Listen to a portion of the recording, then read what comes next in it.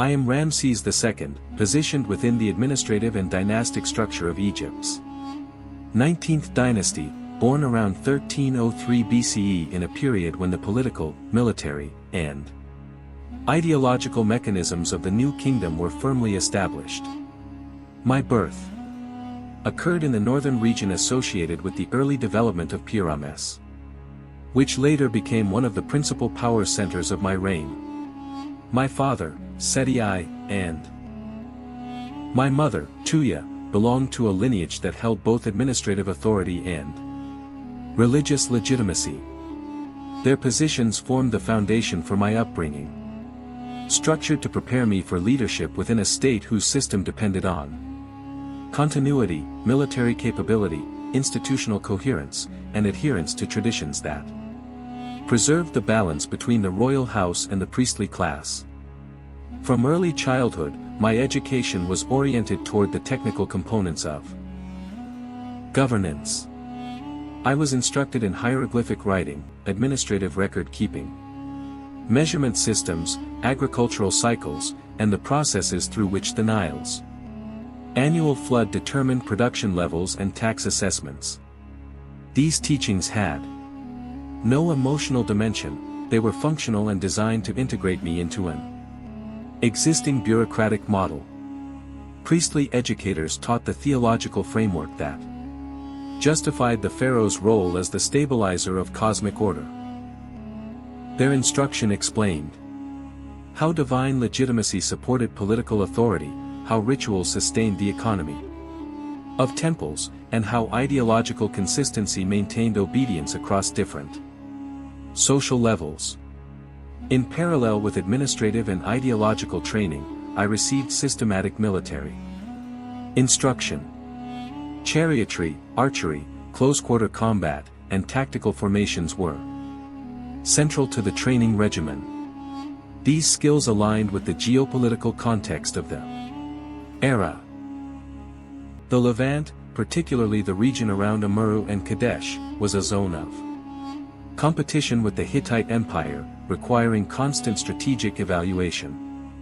Therefore, my early instruction involved examining the operational structures of frontier garrisons, learning how supply lines functioned, and understanding the conditions that determined alliance stability among regional city-states. Exposure to these dynamics allowed me to analyze military problems through logistical, geographic, and political variables rather than through personal motivation or ambition. By adolescence, my role expanded beyond training. My father elevated me to the position of corregent when I was approximately 14 years old. This appointment was not symbolic, it placed administrative responsibilities directly under my supervision. I participated in issuing governmental decrees, overseeing construction projects, reviewing military reports, and analyzing economic data from various provinces. This period was essential in shaping my technical understanding of Egypt's administrative systems. I became familiar with the structure of the vizierate, the auditing mechanisms of temple estates, the economic contributions of provincial centers, and the procedures through which land surveys, census records, and agricultural outputs were documented and controlled. Observing my father's campaigns provided a foundation for my own military thinking. The strategic significance of the Syrian frontier was clear, and the shifting allegiances of the local states required continuous intervention. I examined how terrain influenced military outcomes, how harvest cycles affected the availability of supplies, and how fortified positions contributed to long-term control. The region of Kadesh, for example, possessed limited agricultural resources, making prolonged engagements difficult. This practical limitation indicated that future campaigns would rely more on maneuver, warfare, rapid deployment, and the coordinated use of chariot divisions rather than on siege tactics that demanded sustained provisioning. These early assessments later formed the basis for the strategies I applied during my campaign against the Hittites. My developmental role was not restricted to military preparations. Egypt's architectural and economic systems were intertwined with royal authority, which required my direct involvement. Major temple complexes functioned not only as religious centers but also as key administrative hubs managing labor, taxation, and production. I supervised the planning of construction operations, which included calculating stone requirements, organizing quarry expeditions, monitoring copper and bronze procurement, and determining the distribution of labor teams. Every architectural decision had a functional purpose related to state ideology, economic output, or social administration. Monumental structures were a mechanism for reinforcing political stability and demonstrating capacity for resource mobilization. My ascent within the state apparatus followed a structured plan that reflected the new kingdom's emphasis on preserving central authority. Seti I implemented administrative reforms intended to strengthen institutional efficiency, and my training aligned with these efforts. I analyzed the organization of military divisions, the communication networks connecting garrisons, the function of fortified posts along the Nile, and the economic centers that supplied the army. These evaluations enabled me to approach governance as a system in which logistics, production, and ideological justification interacted to maintain order. I ascended fully to the throne around 1279 BCE after the death of Seti I. The transition occurred without internal conflict, due to the co-regency that had already integrated me into every level of the administrative hierarchy. Upon assuming full authority, I conducted an analytical assessment of the state's condition. Egypt's southern frontier remained stable, supported by Nubian resources including gold mines that provided essential revenue. In the western desert, Libyan groups posed intermittent threats, which were contained through fortified border systems and mobile patrol units. In the east, the political environment remained volatile, dominated by competition with the Hittite Empire and shifting alliances among Levantine city-states. These conditions required a strategic approach that combined military strength with administrative consistency and diplomatic restructuring. One of my earliest actions as pharaoh involved reinforcing the military system. Chariot division production was expanded, requiring adjustments in raw material acquisition. Metal procurement networks supplying copper and bronze were reorganized to support increased output. Engineering improvements were introduced into chariot construction, including wheel durability testing, frame stabilizing methods, and evaluations of arrowhead performance based on aerodynamic efficiency. Horse breeding programs were enhanced through selective integration of stock from Nubia and the Levant. These technical developments were implemented to ensure parity or superiority against Hittite forces, whose chariot corps also possessed advanced organizational structures. The objective was not emotional competition but maintaining a strategic balance necessary for controlling key economic regions. Simultaneously, large-scale architectural projects were initiated to increase administrative efficiency and reflect political strength. Ramesses was expanded and developed as a principal power center due to its strategic location near the eastern frontier.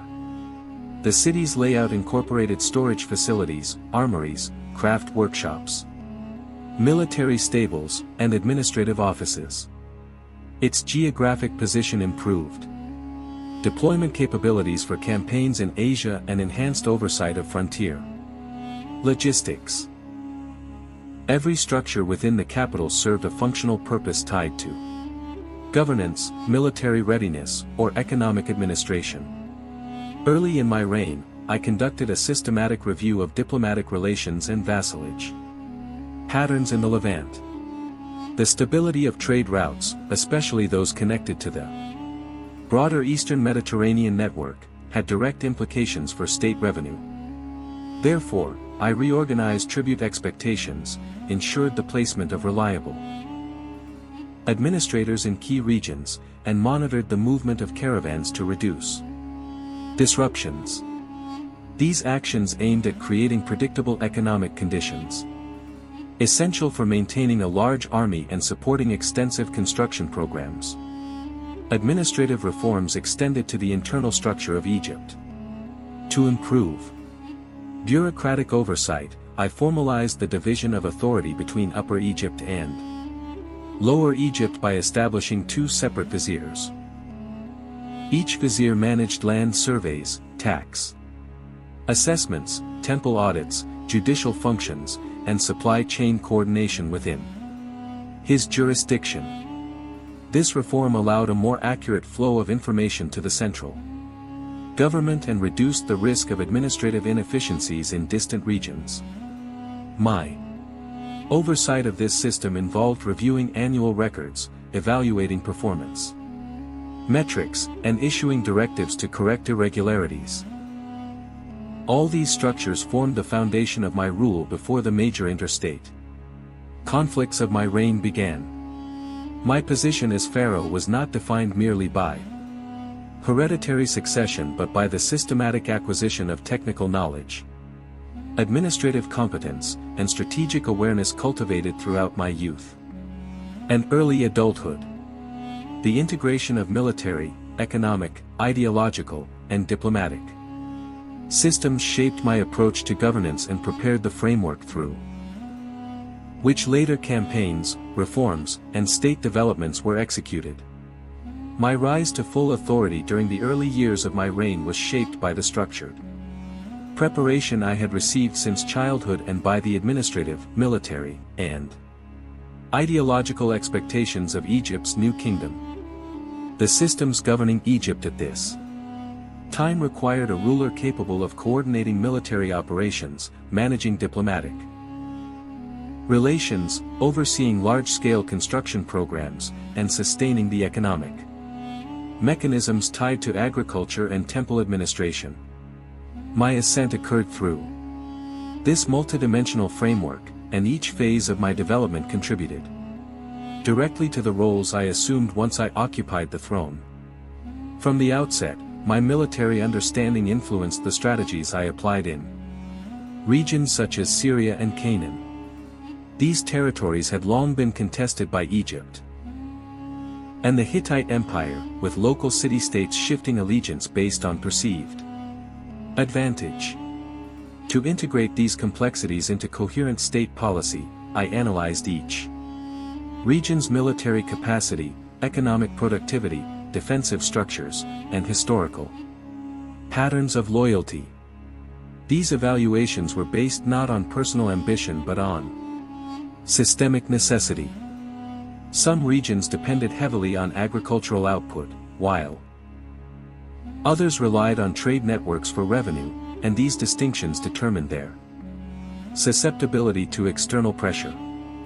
Understanding these variables allowed me to assess which territories required direct military intervention and which could be managed through diplomatic negotiation and alliance maintenance. One component of my rise was the reorganization of the military command structure. The modernization initiated under my father Seti I was expanded during my rule. Infantry and chariot divisions were coordinated more closely, and unit formations were standardized based on calculated defensive and offensive efficiencies. Spearmen, shield-bearers, archers, and chariot crews each operated according to improved structural guidelines. Archers' range estimates, the spacing of shield lines, and the maneuvering capabilities of chariot units were adjusted according to practical testing and battlefield data. These measures aimed to create predictable patterns of troop behavior during conflict, thus improving battlefield cohesion and reducing operational risk. Logistics became increasingly important as my military campaigns grew in scale. Supply systems were reorganized to support prolonged expeditions. This required developing storage facilities for grain, expanding water transport methods, enhancing fodder distribution for horses, and standardizing the transport of bronze, arrows, and chariot components. The objective was to sustain mobility and operational readiness in campaigns far from the Nile Valley. Such measures ensured that military forces were not hindered by shortages that could compromise strategic goals. My political rise was equally tied to diplomacy. The city-states of the Levant, including Amuru, Uba, Tunip, and the influential centers of Byblos and Ugarit, maintained relationships that fluctuated based on pressure from competing empires. Their responses were evaluated according to resource abundance, geopolitical exposure, and prior alliances. For example, Byblos and Ugarit, possessing strong economic ties to maritime trade, were essential for stabilizing Eastern Mediterranean commerce. Securing their loyalty required calibrated political engagement. In contrast, inland states often demanded more direct oversight due to their vulnerability to Hittite influence. My diplomatic decisions were grounded in these analyses and aimed at stabilizing the northern frontier in a way that minimized unnecessary conflict while preserving access to trade networks. Cultural elements of my rise were rooted not in individual expression but in reinforcing state ideology.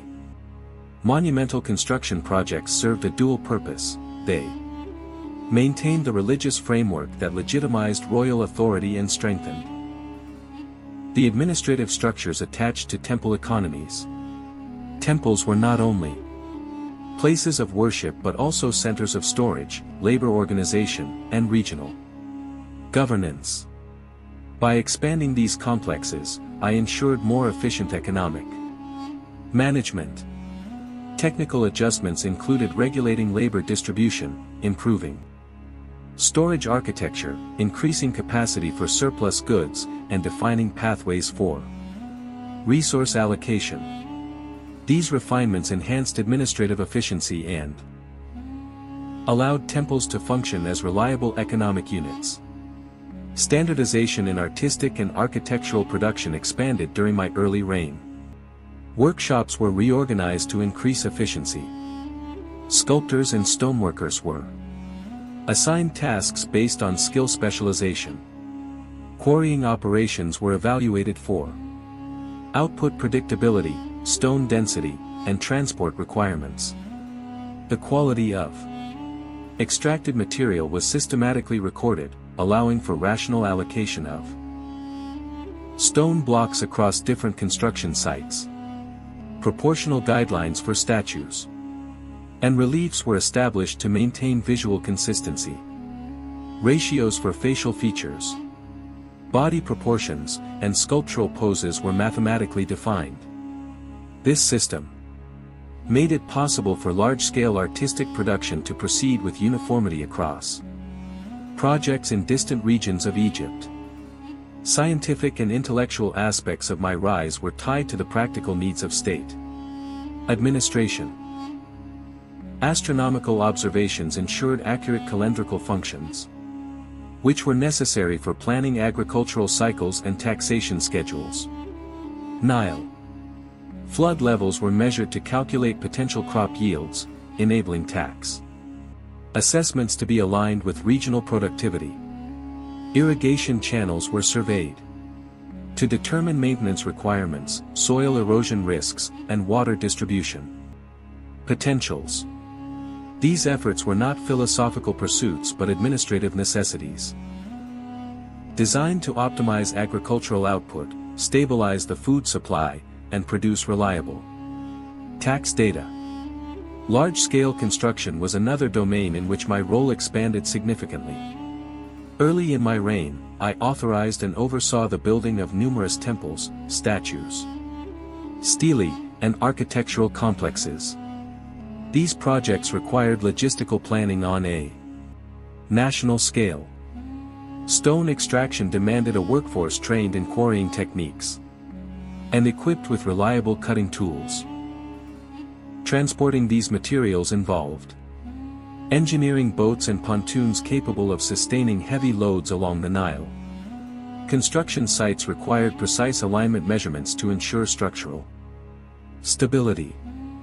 The timing of projects had to be coordinated with agricultural schedules to prevent disruptions to grain production or labor availability. These activities were calculated according to the state's economic capacity, not tied to personal vanity or emotional motivations. My ascent also included the formal assumption of supreme military command.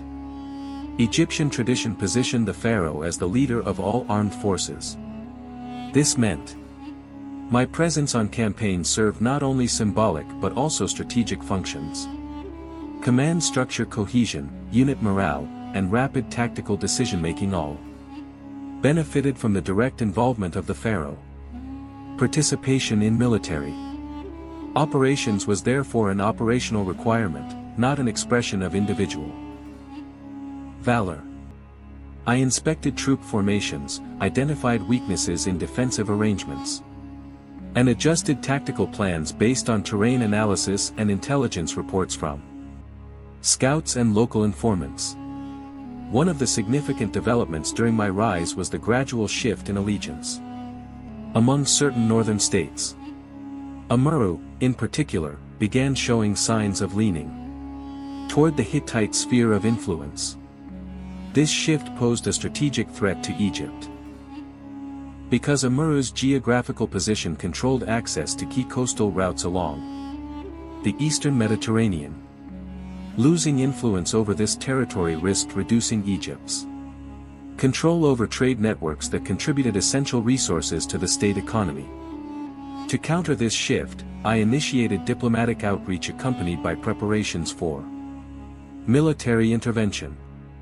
The combination of negotiation and force projection was designed to re-establish a stable balance in the region. The multiple roles I assumed, military strategist, economic regulator, architectural planner, diplomatic decision-maker, and ideological representative, interconnected throughout the process of my rise. In architecture, for example, I personally evaluated the alignment of temple entrances to correspond with solar trajectories. I reviewed structural plans to determine the optimal placement of columns. I approved stone dimensions based on load-bearing calculations. These interventions were part of a technical system rather than an artistic pursuit. Scientific methods in my administration were similarly focused on practical outcomes. The calibration of nilometers improved the accuracy of flood readings. Refinements in canal construction reduced water loss and improved irrigation. Quarry operations were adjusted to increase material yield while minimizing waste. Cargo vessels were tested for buoyancy and stability to ensure safe transport of heavy stone blocks. These elements supported both economic activity and monumental building programs. Another aspect of my rise was the increasing militarization of Egypt's northern frontier. Tensions with the Hittites escalated due to competing interests in the Kadesh region. Kadesh served as a strategic anchor point for controlling overland trade routes and determining political influence across Syria. The gradual drift of Kadesh toward the Hittite sphere formed part of the geopolitical environment that shaped my ascent. My policies, military preparations, diplomatic negotiations, and administrative reorganizations were all structured with the understanding that a major confrontation was likely. The foundations of the later Kadesh campaign were laid during this period. As I evaluated the configurations of allied states, assessed resource capacities, and strengthened Egypt's readiness for large-scale conflict. Taken together, the political, military, economic, scientific, and cultural components of my rise formed a coherent system built on technical reasoning rather than personal inclination. My elevation to power was not merely the result of lineage but of integration.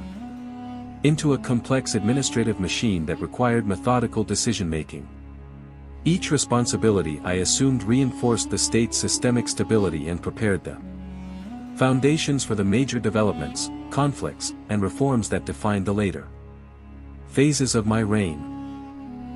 During the central period of my reign, the primary determinant of Egypt's foreign policy was the ongoing competition with the Hittite Empire over the Syrian and Canaanite territories. This competition did not solely manifest in battlefields but also in economic, diplomatic, logistical, and administrative contexts. The control of trade routes, access to regional resources, and the stability of local city-states were factors that shaped every decision made during this phase of governance. As a result, the wars, reforms, and strategic measures I implemented were grounded in technical requirements rather than emotional motivations or symbolic aims. The conflict over Kadesh became the central axis around which these developments unfolded. The sequence of events leading to the Battle of Kadesh began with the evaluation of intelligence reports concerning regional loyalties and troop movements. Amurus. Shifting allegiance, the Hittite diplomatic pressure on northern city-states, and the fluctuating security of caravan networks were all analyzed. Based on these assessments, I organized the Egyptian army into 4 divisions: Ammonius, Ra, Ta, and Seth. This configuration was designed to maximize maneuverability while providing redundant supply lines and operational reserves. Each division's march schedule, halting points, water consumption estimates, and supply load capacities were calculated with precision. Engineering officers examined the durability of chariot components, the balance of wheel assemblies, and the aerodynamic characteristics of arrowheads. Horse teams were evaluated for endurance under varying terrain conditions, ensuring all divisions maintained adequate mobility throughout the long march toward Kadesh. The terrain surrounding Kadesh significantly influenced tactical planning. The Orontes River, surrounding elevated ridges, and choke points were charted. These features provided insight into where chariot forces could gain speed, where infantry could hold defensive lines, and where bottlenecks could expose units to ambush. The Hittites employed deceptive intelligence measures by concealing their main forces behind Kadesh while sending false informants who misrepresented their army's location. This resulted in the Ra division extending too far ahead of Ammonius, creating a vulnerability in the march formation. When the Hittite chariot corps launched a sudden assault, they exploited this gap, achieving initial momentum. At the moment of the Hittite breakthrough, I assessed the battlefield conditions and issued immediate tactical directives. The primary requirement was to stabilize Ammonius division's defensive perimeter. I ordered archers to position themselves in staggered firing lines to disrupt the velocity of incoming chariots. These lines were arranged so that each successive row compensated for range reduction and arrow drop. Once the chariot speed diminished, infantry units formed shield walls to absorb the remaining force. Meanwhile, I coordinated the fragmented elements of the Ra division, regrouping them into functional subunits capable of counterattacking. The decisive factor was the decreasing maneuverability of the Hittite chariot corps inside the camp zone. Their dense formation, coupled with narrow spatial constraints, reduced turning capacity and exposed them to concentrated counterfire from Egyptian archers. The battle ended without a decisive territorial shift, but the strategic implications favored Egypt. The Hittite withdrawal and the Egyptian re-establishment of battlefield control strengthened Egypt's diplomatic position. In the years following the battle, prolonged negotiations culminated in a formal peace agreement between Egypt and the Hittites. This treaty, one of the earliest recorded international agreements, specified mutual non-aggression, extradition terms, military assistance obligations, and protocols for managing cross-border threats. Its content established a diplomatic framework that modern historians cite as an early example of structured international law. The agreement stabilized the northern frontier and redirected resources toward internal state development. Following the battle, I introduced reforms across the military apparatus. Chariot construction techniques were revised, craftsmen adjusted bronze alloy ratios to increase durability and reduce breakage under stress. Wheel spokes were strengthened with denser timbers, and reinforcements were added where axle strain was most likely to occur. Horse breeding programs incorporated stock from Levantine regions to enhance speed and endurance. Archers underwent standardized training that refined range estimation, firing rhythm, and target prioritization. Communication systems within the army were improved through coordinated use of signal flags, trumpets, and messenger units, enabling faster transmission of battlefield orders. Administrative reforms were equally extensive. The tax system was recalibrated based on annual Nile flood measurements. Nilometer data provided accurate forecasts of agricultural yield, allowing taxation to reflect actual production potential. Survey teams measured farmland boundaries after each inundation, ensuring equitable redistribution of silt-rich soil. Irrigation channels were placed on a structured maintenance cycle to optimize water distribution and minimize crop loss. These reforms ensured agricultural predictability and reinforced the state's resource base. Temple economies underwent restructuring to improve their administrative efficiency. Temples served as centers of craft production, storage, labor distribution, and record keeping.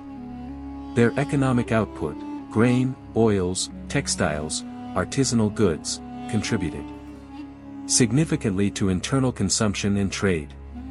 To optimize their function, I standardized inventory systems, reorganized labor assignments, and clarified the responsibilities of priestly officials. These measures reduced inefficiencies and strengthened the integration of temple economies into the broader state apparatus. Social structure during this period was shaped by population size, workforce distribution, and the demands of construction, agriculture, and military service. To manage these dynamics, I implemented more systematic population records. Adults of working age were assigned to roles based on regional needs, whether in agricultural labor, quarry operations, transportation units, or construction crews. The dual vizierate system, separating Upper and Lower Egypt, increased administrative specialization and improved communication between regions. This structure allowed each region to report production data more accurately and maintain consistent compliance with state regulations. The peace with the Hittites brought increased internal stability, allowing greater investment in large-scale building programs. Major temple and monument complexes, such as Karnak, Luxor, Abydos, and Abu Simbel saw expansions during this period. Each construction project followed precise technical planning. Stone block dimensions were standardized to maximize transport efficiency and structural stability. Reliefs and inscriptions adhered to proportion systems based on mathematical guidelines. Orientation of temple entrances was calculated according to solar trajectories. Interior spaces were designed with acoustic considerations for ritual performance. These architectural processes reflected technical sophistication rather than artistic expression. Along Egypt's borders, permanent garrison systems were established to provide long-term security and regulate trade. These garrisons featured fortifications designed according to defensive principles, earth embankments reinforced with timber, trenches, sequential wall layers, and elevated watchtowers. Inside each garrison were armories, wells, stables, and food storage structures. These installations allowed rapid response to incursions and sustained defense in extended conflicts. The post-war diplomatic environment also encouraged cultural and technical exchanges between Egypt and the Hittites. Diplomatic missions brought specialists who observed each other's methods in metalworking, textile production, medical practices, and administrative procedures. Resource exchanges further contributed to technological advancements across both kingdoms. This period represented an unusually stable phase within a region historically characterized by shifting power balances. Legal reforms formed another component of internal restructuring. I implemented clearer definitions of land ownership, inheritance rights, contractual obligations, and labor regulations. These elements allowed scribes and judges to maintain systematic records and reduced ambiguity in legal disputes. Improved record-keeping enhanced administrative consistency and judicial efficiency.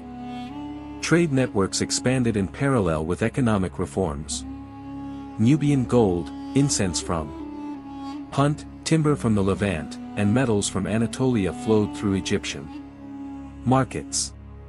To support this commerce, shipbuilding techniques were enhanced. Hulls were reinforced to withstand long-distance travel, and cargo capacity increased. Port facilities were upgraded with more durable construction materials and improved loading mechanisms. These reforms, military operations, diplomatic agreements, and administrative reorganizations collectively defined the central phase of my reign. Every action was grounded in pragmatic considerations aimed at strengthening Egypt's capacity to manage external threats, maintain internal stability, and optimize economic productivity. The period was characterized by systemic advancements rather than isolated achievements, and it formed the structural foundation for the later developments of my rule. Throughout my reign, the monuments, architectural complexes, statues, inscriptions, and intellectual systems produced under my administration were not expressions of personal sentiment or symbolic self-glorification. They were functional components of a broader state program designed to strengthen ideological continuity, stabilize economic structures, optimize labor distribution, and reinforce administrative authority. Every construction project, every inscription, and every technical innovation served operational purposes within the political, religious, legal, or economic frameworks of the new kingdom. My descriptions therefore address these works in terms of engineering, logistics, organization, and administrative function. Among the most significant of my constructions is the Abu Simbel temple complex. This monumental project was positioned strategically in the southern region to project political authority across Nubia and to assert control over trade routes entering Egypt. From the south, the process of constructing the large seated statues at Abu Simbel required the extraction of stone from quarries, followed by systematic shaping, smoothing, and proportional modeling. Sculptors employed a mathematical scaling system to maintain consistent facial features and body proportions across multiple statues. Templates with fixed dimensional ratios guided the carving process to prevent stylistic inconsistencies. Inside the structure, the alignment of the central sanctuary with the rising sun on specific dates was determined through astronomical calculations. Surveyors took repeated measurements to ensure that the corridor angles would allow light to enter and illuminate designated statues at planned intervals. This demonstrates the integration of astronomy, engineering, and architectural planning within a single project. The Ramesseum, my mortuary temple complex, fulfilled multiple administrative and economic functions. It was not merely a religious sanctuary but an integrated center, containing storage chambers, administrative offices, workshops, and living quarters for priests and workers. The architectural layout was designed according to labor distribution cycles. Ramps for transporting stone blocks were constructed with slope gradients calculated to ensure manageable hauling loads. Granaries incorporated ventilation methods intended to preserve grain over long periods. The relief scenes carved into the walls were organized to display standardized representations of military formations, logistical operations, and state rituals. These images functioned as institutional records rather than artistic expressions.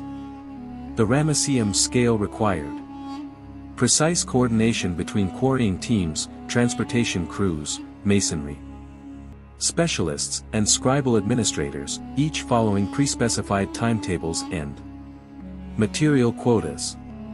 Expansion projects at Karnak and Luxor followed similar principles. In each case, new architectural components had to be integrated into existing load-bearing structures. Engineers calculated the load distribution along the hypostyle halls, ensuring that new columns did not compromise the stability of adjacent walls or roofs. The dimensions, spacing, and capital shapes of columns adhered to standardized measurements based on structural requirements and ritual function. Stone types were selected according to durability, weight, and surface texture. Harder stones such as granite were used for foundational components, while softer stones like sandstone were preferred for intricate relief work. These decisions reflected technical assessments rather than aesthetic preference. At Abydos, construction activities supported royal lineage traditions and cultic continuity. Reliefs depicting ancestral rulers and lists of dynastic succession were produced using standardized iconographic sequences designed to document institutional legitimacy. Technical aspects of the Abydos construction included drainage systems to prevent moisture damage, selection of stone suitable for detailed engraving, and internal acoustic calibration for ritual use. Wall thickness and structural support were calculated to prevent long-term erosion or cracking. These engineering considerations ensured durability and functional reliability. The smaller temple at Abu Simbel, dedicated to Nefertari, also served diplomatic and ritual purposes. Although smaller in scale, the engineering principles mirrored those of the larger temple: proportional consistency, surface uniformity, controlled illumination, and regulated load distribution. The temple supported the ideological representation of royal partnership within the state system and reinforced Egyptian presence in the southern territories. Its construction followed the same technical protocols used in larger complexes, demonstrating uniform method regardless of symbolic theme. The statues produced during my reign, including the notable examples discovered near Memphis, were crafted from massive granite blocks shaped according to geometric templates. Facial symmetry, posture, and body proportions followed fixed mathematical ratios. Sculptors used grids and reference diagrams to maintain consistency. Variations across statues were minimized by enforcing centralized quality control. This system ensured that representations of the pharaoh across the country remained uniform, reinforcing a stable ideological image throughout the kingdom. The similarity of these statues is thus a direct result of administrative regulations rather than artistic tradition. My intellectual initiatives primarily focused on supporting administrative reliability. Astronomical observations were coordinated with the priesthood to maintain a precise calendrical system for agriculture, taxation, and ritual. Nilometer readings were integrated with astronomical cycles to predict flood levels accurately. These predictions formed the basis for grain storage planning and taxation estimates. The use of paired observational data, astronomical measures alongside hydrological records, represented an early application of systematic empirical monitoring within state administration. This methodology contributed to long-term agricultural stability and influenced subsequent administrative traditions. Medical knowledge was organized in a similarly pragmatic manner. Records of herbal formulations, surgical procedures, and embalming techniques were compiled within temple archives. These records ensured continuity of practice across generations of priest-physicians. The standardization of medical knowledge improved the health maintenance of military forces and laborers involved in state projects. Documentation also facilitated logistical planning for medical resources across campaigns and construction sites. Documentary technology also developed during my reign. Papyrus production centers improved the durability and uniformity of writing material by optimizing fiber layering and surface finishing. Ink formulations used by scribes were standardized to maintain legibility over long periods. These innovations improved archival reliability. State records, diplomatic texts, tax registers, and temple accounts benefited from greater consistency, reducing errors and ensuring longevity of documentation. Water management projects were among the most economically impactful works I commissioned. Irrigation channels were expanded, dredged, and realigned to ensure optimal water flow across agricultural zones. Engineers calculated channel gradients, depth measurements, and distributary patterns to prevent stagnation or overflow. These measures increased agricultural yields and enhanced the predictability of food supply. Flood control was improved by constructing embankments and regulating water gates. These hydraulic engineering projects significantly strengthened the state's fiscal base by stabilizing the agricultural economy. Transportation and trade infrastructure also expanded. Storage depots, wells, and watchtowers were constructed along overland routes. Depot walls were built with materials selected for resistance to heat and moisture, providing stable environments. For perishable goods, watchtower placement was determined by topographical surveys to maximize visibility over strategic points. These facilities reinforced trade security and supported military patrols along critical routes. The influence of these projects on modern understanding of ancient engineering is substantial. The relocation of Abu Simbel in modern times revealed the precision with which the original structure had been aligned. The solar illumination event, occurring on specific dates, demonstrated the accuracy of ancient astronomical calculations. Architectural stability achieved through proportional planning validated the technical sophistication of New Kingdom engineering. Modern disciplines in architecture, archaeology, and civil engineering frequently reference these works as examples of early large-scale project coordination. Each of these projects, temples, statues, water systems, administrative reforms, and documentary advancements, functioned as components of a unified state strategy. Their design and execution were based on objective calculations, structured labor management, resource optimization, and technical evaluation.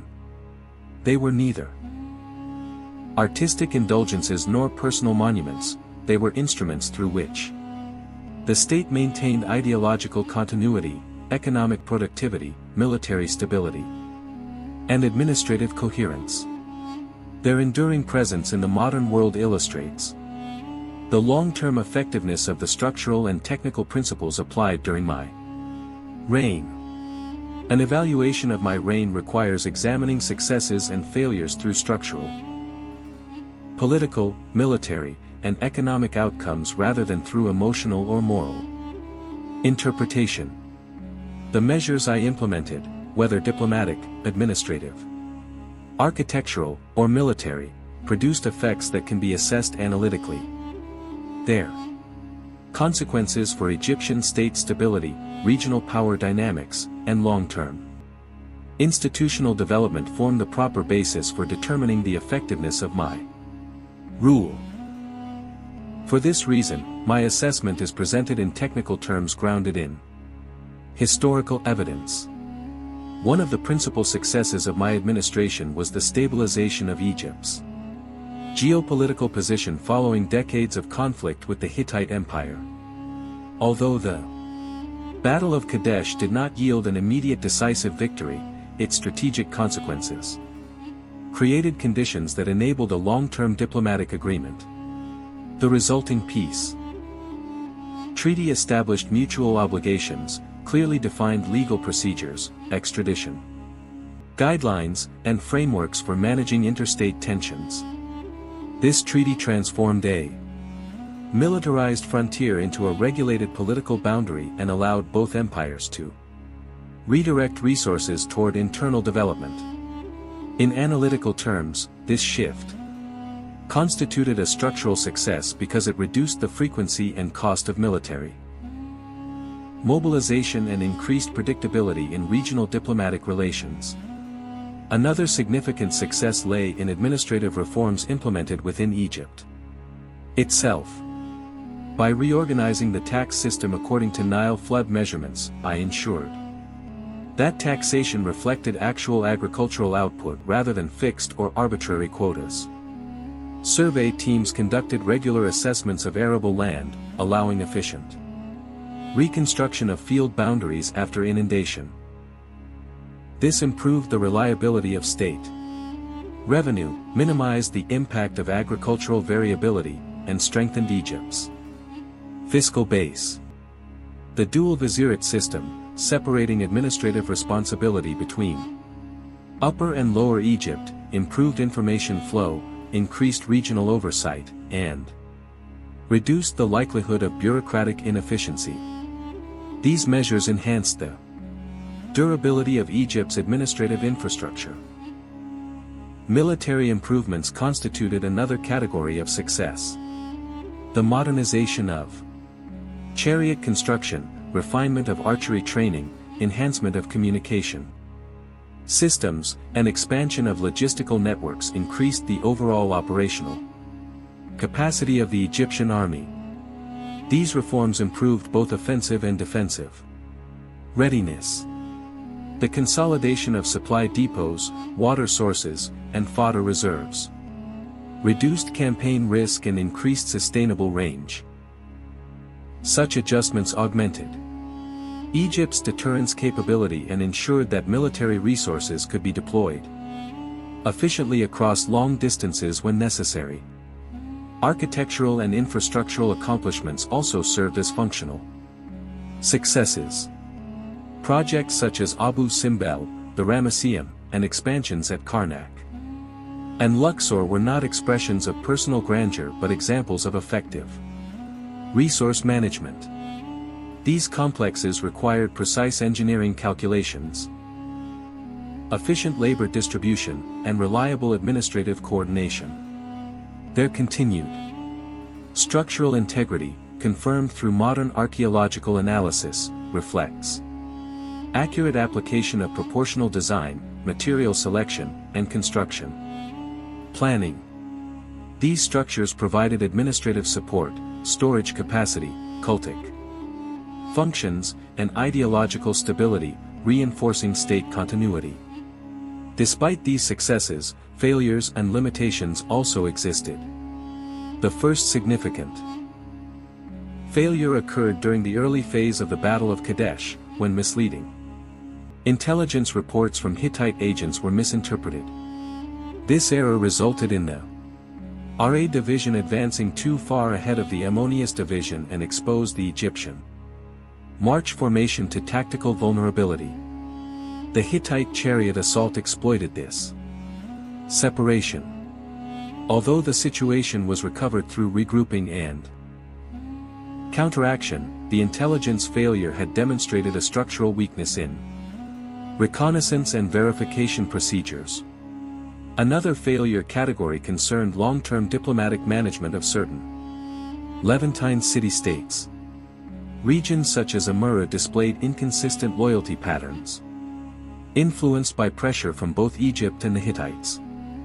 Maintaining stable allegiance in these areas proved difficult. Although temporary solutions were often achieved, the region remained a point of volatility, illustrating limitations in the sustainable control of distant vassal territories. A further structural challenge involved labor distribution during periods of intense construction activity. Large-scale building projects temporarily redirected significant portions of the workforce away from agricultural duties. In years of marginal flood levels, this deviation risked reducing agricultural productivity, creating localized shortages. Although labor rotation and seasonal planning mitigated most negative effects, the potential for imbalance shows that construction intensity occasionally exceeded optimal capacity relative to agricultural needs. Among the threats encountered during my reign, the Hittites represented the most technically sophisticated rival. Their chariot engineering, metallurgical knowledge, diplomatic alliances, and regional influence created a multi-layered challenge to Egyptian interests. Libya's western tribes also posed intermittent threats through irregular incursions along Egypt's western desert frontier. These incursions required reinforcement of garrison networks, construction of defensive fortifications, and deployment of rapid response units.